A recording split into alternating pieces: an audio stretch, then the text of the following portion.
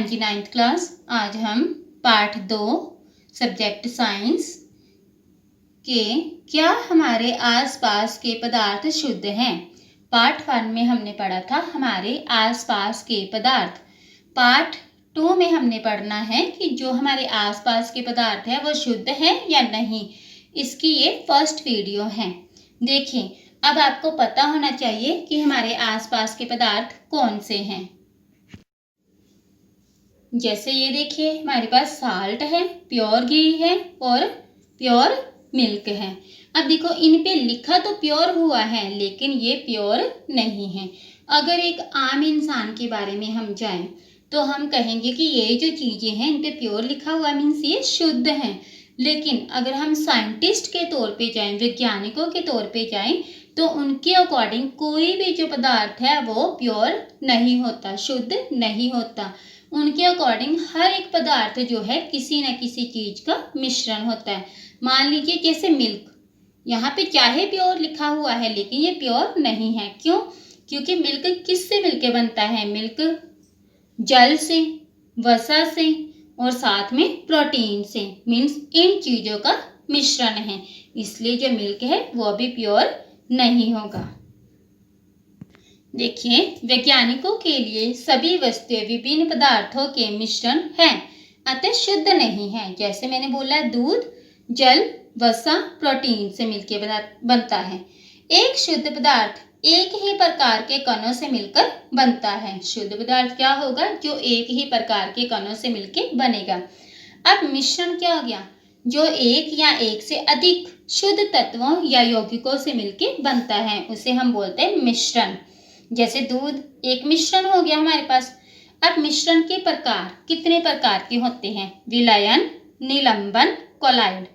इनको समझने के लिए हम एक उदाहरण करेंगे। देखिए, कक्षा को हमने 4 भागों में बांट लिया, ए बी सी डी। इन 4 भागों में बांट दिया। हमने हर एक समूह को नीचे दिए हुए नमूने में से दे दिए।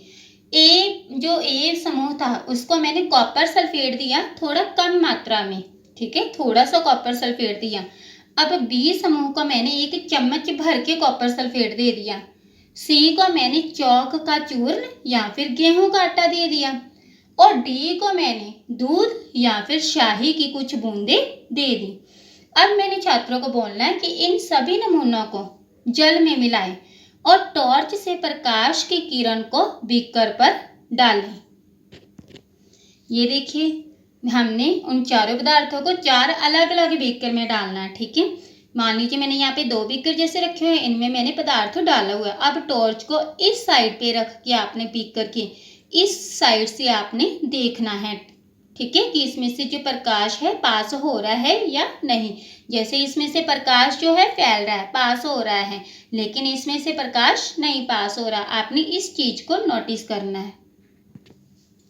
आप टॉर्च से प्रकाश की किरण को बीकर पर डालें और इसको सामने से देखें। क्या आपको अब टॉर्च से प्रकाश की किरण को बीकर पर डालें और इसको सामने से देखें। क्या आपको प्रकाश की किरण का मार्ग दिखाई देता है? अब आपने इस मिश्रण को कुछ समय के लिए छोड़ देना है। कुछ समय के बाद जो कण है वो नीचे बैठना शुरू हो जाएंगे। जैसे आटा और पानी को मिलाया था तो आटा जो है वो नीचे बैठ जाएगा उसके कण, और पानी थोड़ा ऊपर रह जाएगा। अब हमने मिश्रण को क्या करना है? छान लेना है। अब हम इसे छानेंगे कैसे? ये देखिए, ये हमने फिल्टर पेपर लिया जो कि लेबोरेटरी में यूज किया जाता है। इस फिल्टर पेपर को हमने फोल्ड करके क्या बना दी? एक कीप। अब इस कीप में हमने जो अपने घोल है ए बी सी डी को इसमें से छान लिया। हर एक घोल के लिए आपने एक बात याद रखनी है कि अलग अलग फिल्टर पेपर की कीप यूज करनी है और हर एक घोल को आपने अलग अलग टेस्ट ट्यूब में डालना है। उसके बाद आपने इसे देखना है। आप देखेंगे कि समूह ए तथा बी एक विलयन बनाते हैं, समूह सी एक निलंबन है तथा समूह डी कोलाइड विलयन बनाते हैं। ए और बी एक विलयन मतलब होता है जो आपस में घुल जाते हैं, ठीक है। जैसे मैंने क्यों ए और बी दोनों ने विलयन क्यों बनाया? क्योंकि दोनों में ही मैंने कॉपर सल्फेट और जल डाला था। समूह सी एक निलंबन है। निलंबन का मतलब है कि ये दोनों जो है, जो आटा और जो पानी है, आपस में नहीं घुलते, और अगर हम बीकर को कुछ समय के लिए छोड़ दें तो ये इसके कण जो है आटे के नीचे बैठना शुरू हो जाते हैं। समूह डी, जैसे मैंने दूध डाला था, तो दूध के अकॉर्डिंग क्या हो गया इसमें कि दूध के यदि आप दूध और जल दोनों को मिला के कुछ समय के लिए छोड़ दोगे तो भी वो अलग अलग नहीं होंगे। अब आगे देखिए विलयन। विलयन क्या है? विलयन दो या दो से अधिक सामंगी पदार्थों का मिश्रण है, जैसे नींबू जल और सोडा जल। सोडा जल किससे बनता है? CO2 और वाटर से। नींबू जल किससे बनेगा? चीनी और जल से। उदाहरण, जैसे चीनी और जल का विलयन एक तरल घोल में ठोस का उदाहरण है। देखिए चीनी ठोस है और जल तरल है, तो ये तरल में ठोस का उदाहरण है। देखिए जैसे ठोस और ठोस अगर दोनों मिले तो क्या बनाते हैं? मिश्र धातु। और गैस मिलती है तो क्या बनाते हैं? वायु। इन दोनों के मिश्रण क्या बनाएंगे? वायु। जैसे हमारे एयर में कितनी सारी गैसें हैं, ऑक्सीजन है, कार्बन डाइऑक्साइड है, नाइट्रोजन है, सल्फर डाइऑक्साइड है। अब विलयन। विलयन किससे मिलके बनता है? विलेय तथा विलायक। विलेय होता है जो कम मात्रा में हो, जैसे मैंने आपको बोला चीनी। अगर मैं चीनी को पानी में घोलूंगी तो चीनी हम नेचुरली कम मात्रा में लेंगे, तो कम मात्रा में जो हम पदार्थ लेते हैं उसको बोलते हैं विलेय। और जो अधिक मात्रा में हम पदार्थ लेते हैं जैसे कि पानी, उसे हम क्या बोलेंगे? विलायक। अब हमने करने हैं विलयन के गुण। यह एक सामंगी मिश्रण है। सामंगी मीन्स आपस में घुलने वाला। इनके कणों को नंगी आंख से नहीं देख सकते, क्योंकि ये आपस में, जैसे चीनी और जल आपस में घुल गए, तो अगर मैं कहूँ मेरे को पानी में चीनी नजर आ जाए घोलने के बाद, तो नहीं हो सकता। अपने छोटे आकार के कारण यह गुजर रही प्रकाश की किरण को फैलाते नहीं, इसलिए इसमें प्रकाश का जो मार्ग है वो आपको दिखाई नहीं देगा। छनने के द्वारा विलेय के कणों को विलयन से अलग नहीं किया जा सकता, कि यदि आप फिल्टर पेपर से कहो कि चीनी बाहर आ जाए और पानी निकल जाए तो ऐसा नहीं होगा। इसके कण कुछ देर छोड़ देने पर भी नीचे नहीं बैठते हैं। अगर इसको हम थोड़ी देर के लिए छोड़ दें चीनी और पानी को मिला के, तो भी इसके कण जो है चीनी और पानी अलग अलग नहीं होंगे, मीन्स चीनी के कण नीचे नहीं बैठेंगे। अब आगे विलयन की सांद्रता कि हमने कैसे पता करनी इसकी सांद्रता। इसकी सांद्रता को दर्शाने के लिए हम निम्नलिखित विधियों का प्रयोग करेंगे। जैसे पहली विधि मेरे पास आ गई, द्रव्यमान विलयन के द्रव्यमान प्रतिशत। इसको कैसे निकाल सकते हैं? विलेय पदार्थ का द्रव्यमान और क्या आ गया? विलयन का द्रव्यमान मीन्स चीनी का द्रव्यमान और उस पूरे घोल का द्रव्यमान मल्टीप्लाई 100। अगर द्रव्यमान विलयन के आयतन मीन्स वॉल्यूम का पता करना, तो चीनी का हमने द्रव्यमान कितना लिया था और पूरे जो पदार्थ जो बना है, हमारा घोल बना है, उसका आयतन कितना है, उसको हम 100 से करेंगे। विलयन के आयतन और आयतन का प्रतिशत निकालना हो तो कैसे? हमने चीनी का भी आयतन ले लेना है और इसके घोल का भी आयतन ले लेना और इनको 100 से मल्टीप्लाई कर देना। इसको हम सबसे बेस्ट वे मीन्स इसकी एक उदाहरण लेके समझेंगे। ये देखिए, जैसे एक विलयन के 320 ग्राम विलायक जल में, विलायक मीन्स जो बहुत ज्यादा मात्रा में होता है, 320 ग्राम जल में 40 ग्राम नमक घुला हुआ है, विलेय है। नमक कम है तो क्या हो गया? विलेय। विलयन के सांद्रता का परिकलन करें। देखिए दोनों ही क्या है?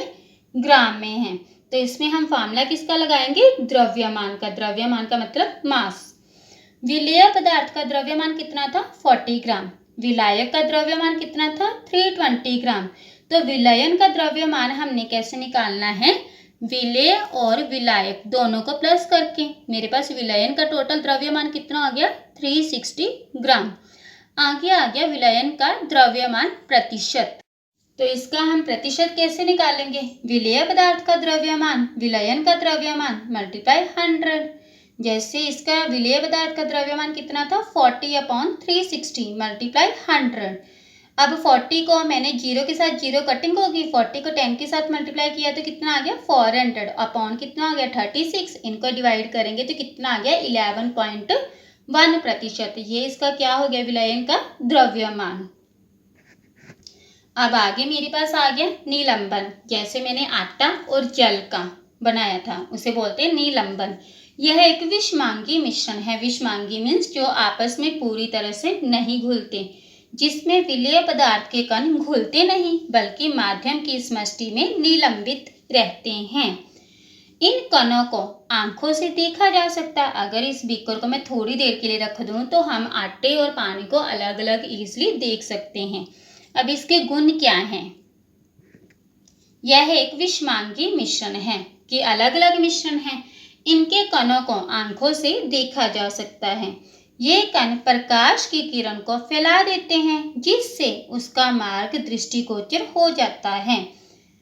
जब इसे हम शांत छोड़ देते हैं, मीन्स थोड़ी देर के लिए रख देते हैं, तो इसके जो कण है वो नीचे की ओर बैठ जाते हैं। अब आपको कुछ होमवर्क दिया गया है जो आपने करके मेरे नंबर पे सेंड करना है। फर्स्ट, मिश्रण की परिभाषा दें, विलयन के गुण बताएं, निलंबन क्या है और इसके गुण बताएं। एक विलयन में 320 ग्राम विलायक जल में 20 ग्राम साधारण नमक है। विलयन की आपने सांद्रता का परिकलन करना है, जैसे मैंने आपको न्यूमेरिकल समझाया था।